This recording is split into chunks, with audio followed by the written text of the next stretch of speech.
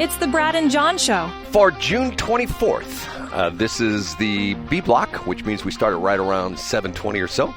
And it is the home to, what is the home again, John? What's the home of the B block to? It is bradstop3.com. It's time for Brad's Top 3. It is, and the ladies have to say it twice. Come on, one more time, ladies. What is it? It's time for Brad's Top. Thank you so much. Okay, we move right into number 3. Ladies? It's number 3. It is Nordstrom's, John. Did you see the Nordstrom news? Remind me. They are closing their store at Galleria. Oh, yeah, I saw that. Boy, I can't believe that a store would want to shut down an operation that's clearly dealing with a ton of threats. To be honest, theft. Brad, to be honest, I had no idea that Nordstrom was still at. Why would they ever be operating at the Galleria? Well, I mean, have you been to the Galleria lately? I would say the last time I went to the Galleria was probably a dozen years ago. Really? That far? I'm not, Brad, it's right by the Soul Train. I'm not going to walk into the Galleria. The last time I went there was so disgusting that I think we met coworkers there like a dozen years ago, and it was just revolting. It was disgusting, and I vowed to never go back. Why? What was it so bad about it? I've been there recently. I didn't think it was bad at all. Oh, it was disgusting. You walk around, there's a bunch of hoodlums walking around. I felt unsafe. Like, ugh. Just it was rotted out. I grew up in the era, Brad, in the 90s, and when I went to college nearby the Galleria, for years the Galleria was a beautiful place, and you could go there in a lot of beautiful retail stores and, a great food court, and just overrun by savages, and it's just disgusting. I'll disagree with you on that. I was there recently, and to me, it was still a nice looking place, but it's sort of indicative of what's happening. I mean, it's so interesting to see how things change as far as retail is concerned. Like perfect example, if you go to, you have two examples here. You have one that's right across the highway. You have the Mid-Rivers Mall there in St. Peter's, and literally right across the highway, they built a bunch of just sort of not even really strip stores, but just sort of like store here, store there. This one's over here in the parking lot, and that area does real well, but Mid-Rivers Mall doesn't. And if you look at the situation that you had, now it's gone, Chesterfield Mall right there on Highway 40. You'd go, a half mile down in the valley, and you had retail heaven down there, and the parking lot's always jammed. And yet when you went up to, Chesterfield Mall near the end, it was nothing but, a couple stores and a couple not-for-profit organizations and pickleball courts. I don't understand. I don't understand how it changed so quickly from being to the point where if everyone went to the mall and then nobody went to the mall. You know what I'm saying, John? Yeah, I think so. I think there's probably cultural trends, and then just, you're an expert on this, Brad, the idea of why would you, and I don't mean you because we know how you are, but why would you get in your car, drive somewhere, park, walk in, have to sort through a bunch of clothes when you can do all that online and have it delivered to your doorstep? Well, there's pluses and minuses to that as well, too. I unfortunately, my situation is I still try to do most of my buying retail, but like I've told you before, there used to be several electronics stores in the St. Louis area, Olive Electronics, Van Sickle Electronics, that, sold industrial electronics kind of stuff, used the radio station. They're all gone. And for me to buy electronic, even Gateway Electronics is gone. And for a while, they were actually at Chesterfield Mall, which is sort of interesting. But if I need practically anything for any of the transmitter sites or anything like that, I have to order it online because there is no local source for me to buy it anymore, which is sort of sad. Okay, ready for number 2? I sure am. It's time for Brad's number 2. It is, and we have to say it twice. It's time for Brad's number 2. Are you familiar with this city up in Michigan? I believe Wayne, Michigan is the city that recently, matter of fact, not yesterday, but the day before, had a guy show up at a church service to do no good. Are you familiar with this story, John? No, I'm not. Guy shows up at a church service on Sunday morning. Apparently, he's been to the church before. I think his mom is one of the congregation there. And he gets out of his car, and he proceeds to put on a tactical vest, and he proceeds to put on his, in his tactical vest, he's got his several 30-round AR-15 magazines. He's got a gun in his hip, and he proceeds to head into the church to massacre the attendees at the church. You haven't heard about this story at all then, right? Yeah, I have seen it. So what happened, Brad? Well, he got partly into the parking lot, partly through the parking lot, and apparently one of the security members, and it's still not sure if this is someone they hired. A lot of the churches actually have a security team that are actually, members of the congregation who, have a law enforcement background or something like that. Long story made short, the guy did not make it into the church. He was not only put to death by one of the security team members shooting him. One of the other members of the security team, one of the other members of the congregation, ran over him with his F-150 pick-em-up truck, and he was pronounced dead on the scene. He did get a couple shots off, and he shot one of the other security members of the team, for the church's team, and hit him in the leg. And hopefully that will not be a lifelong altering wound. They'll be able to, rehab that guy. But the interesting part of this is these were armed citizens that repelled a nutbag. You get where I'm headed with this, John? I do, Brad. So you're saying it's kind of a feel-good story, or as the youth would say, FAFO. And what does FAFO stand for again? Mess around and find out. Okay, I got it.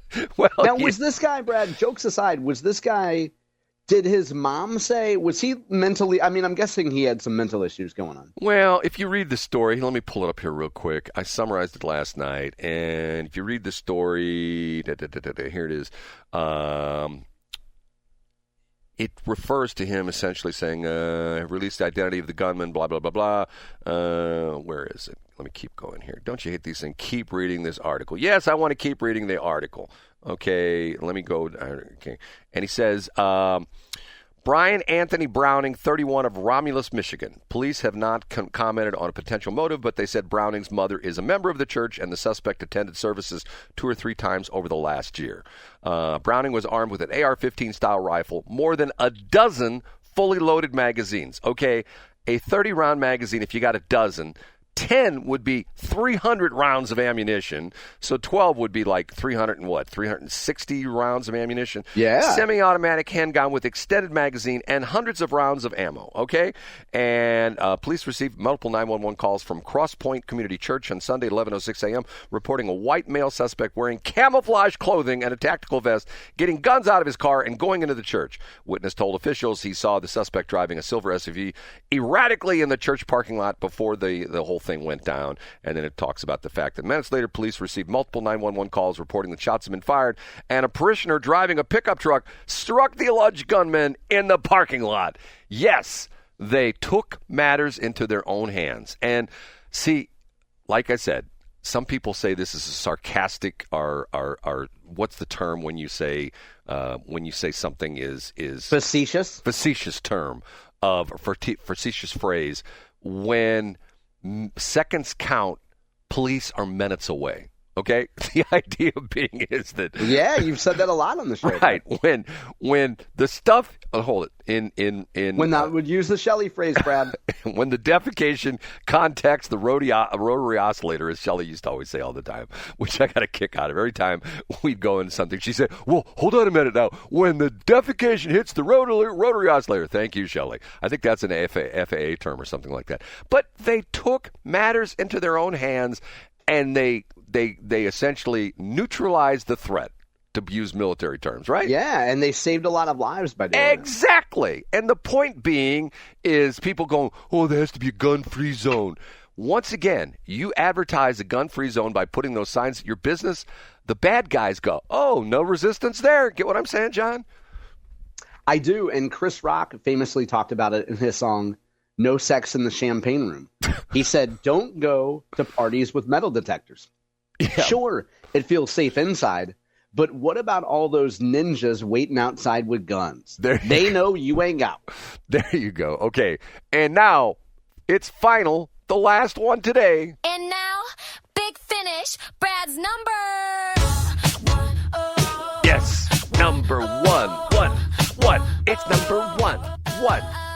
You know, if I were feeling extra saucy today, I've got my phone plugged in. I would make a call to Bill Eigel right now because why is that, Brad? Because you know what, John, I am feeling. Oh God, I am feeling extra saucy this morning. All right, I'm gonna go on mute so I don't sigh and sigh over the top. I am feeling extra saucy. Do you know what you're gonna say, Brad? Can you think of it and have a few ideas before you call him? I know exactly what I'm going to say because I'm going to respond to his tweet on X. And we're going to see if he will further amplify on what he says because Alrighty. The number one story is about population. Population. He's not going to answer. You watch. We'll give him a chance. He could be on the show. He's come out with a tweet on this, and he's not going to answer. Here we go. Your call has been forwarded to voicemail. The person you're trying to reach is not available. At the tone, please record your message. When you have finished recording, you may hang up. Bill, Brad Hildebrand, I know your favorite radio guy. We were trying to contact you about your tweet that you, and by the way, we're on the air right now, so don't send no potty mouth right now, Bill. I know your voicemail or say something back to me. But anyway, we were trying to contact you about the tweet you put online about population in the St. Louis Metro. You can call me back, 314-280-8880, 314-280-8880. That is the story, John. The story is that he is saying that this is a sad situation in the state of Missouri and specifically in the St. Louis metro area because we are not growing. Population is just shifting around. Population is moving out of the city into the collar counties, St. Charles County, Franklin County, Warren County, and into the Metro East, the Madison, St. Clair, and Monroe counties. It's not people are not new people are not coming in. It's just the same old sob stories like you and me who are just moving around. John, your opinion on this?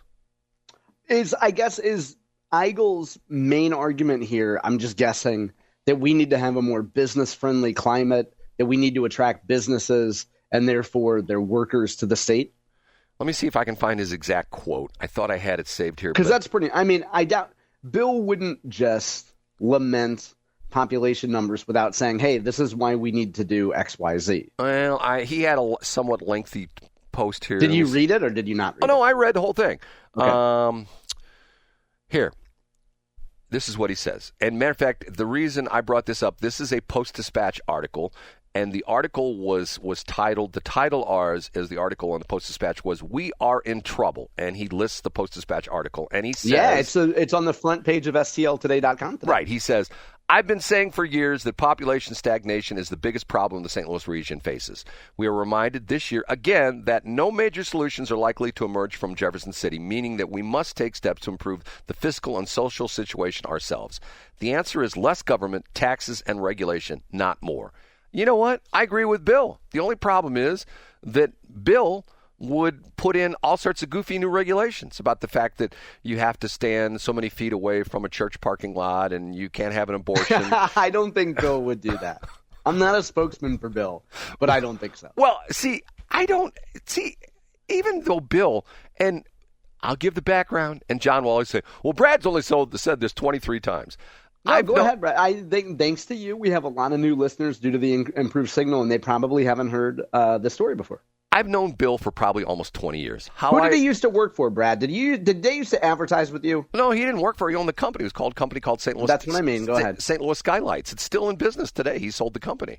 And Bill and his wife, I will say, are very proud Air Force veterans. Matter of fact, Bill has told the story that him and his wife, I think, worked on the same base in like Tajikistan or someplace like that, over in the Eastern Europe, where they were essentially, matter of fact, they would be, and this interesting thing about it is, if Bill were still in the military, he would have been probably involved in this, the B-2. Yeah, so go ahead, keep going. Because they were doing all the aerial refueling. Okay, and Bill, I have to be honest with you.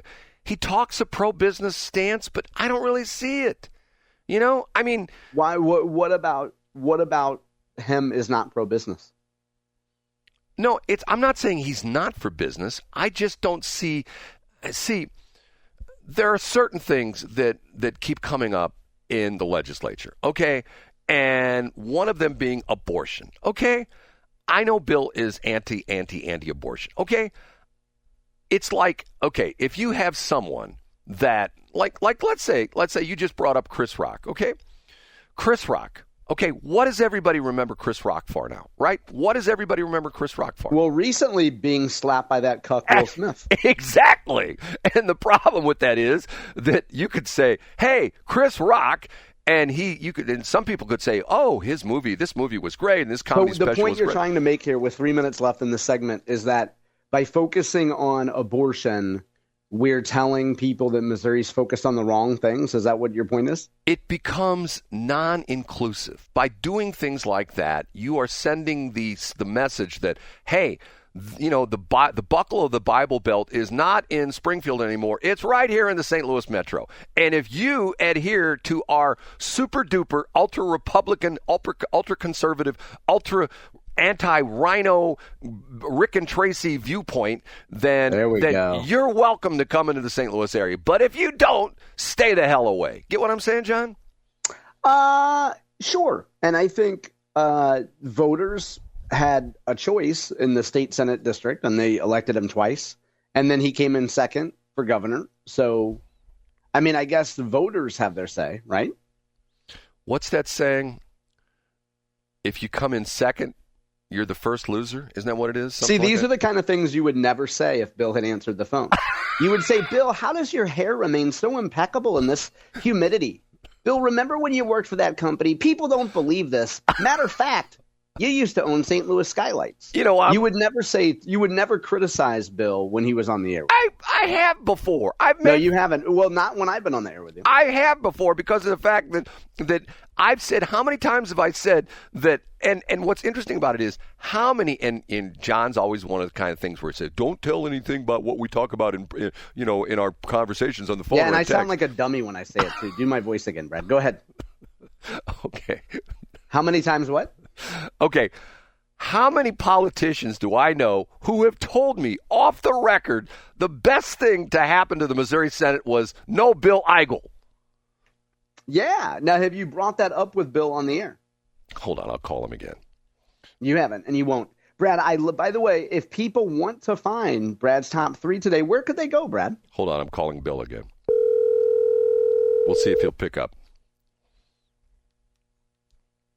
He won't.